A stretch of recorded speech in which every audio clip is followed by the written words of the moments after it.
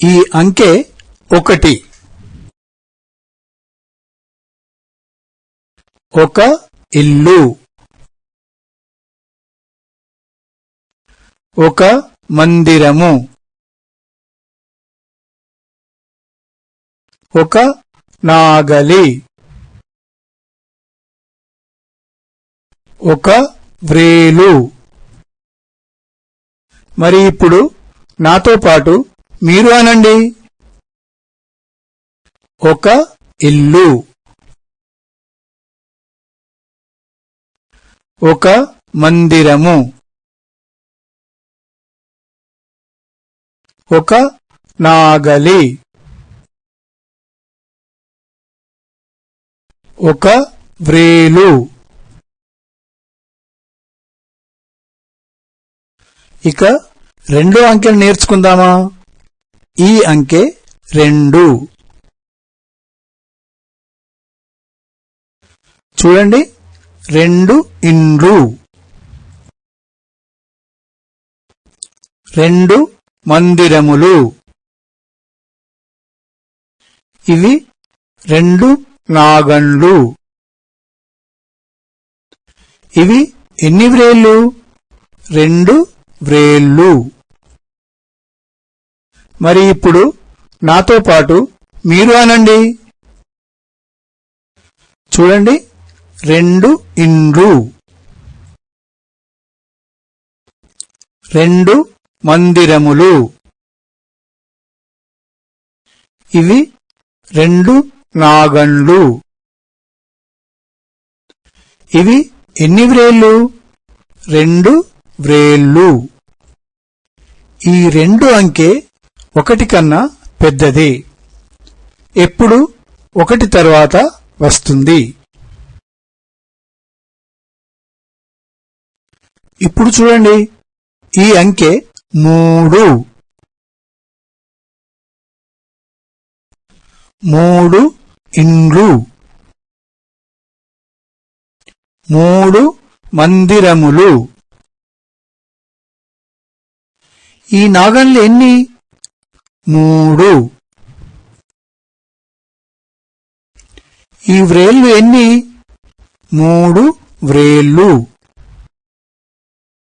మరి ఇప్పుడు నాతో పాటు మీరు అనండి. 3 ఇండ్లు, 3 మందిరములు. ఈ నాగన్లు ఎన్ని? 3. ఈ వ్రేళ్ళు ఎన్ని? 3 వ్రేళ్ళు. 3 అంకె 2 కన్నా పెద్దది. అందువల్ల ఎప్పుడు 2 తర్వాత 3 వస్తుంది. ఇప్పుడు 4 అంకె నేర్చుకుందాం. ఈ అంకె 4. 4 ఇండ్లు, 4 మందిరములు, 4 నాగండ్లు, 4 వ్రేళ్ళు. మరి ఇప్పుడు నాతో పాటు మీరు అనండి. 4 ఇండ్లు, 4 మందిరములు, 4 నాగండ్లు, 4 వ్రేళ్ళు. ఈ 4 అంకె 3 కన్నా పెద్దది కదా. ఎక్కడొస్తుంది? 3 తర్వాత రావాలి. ఈ అంకె 5.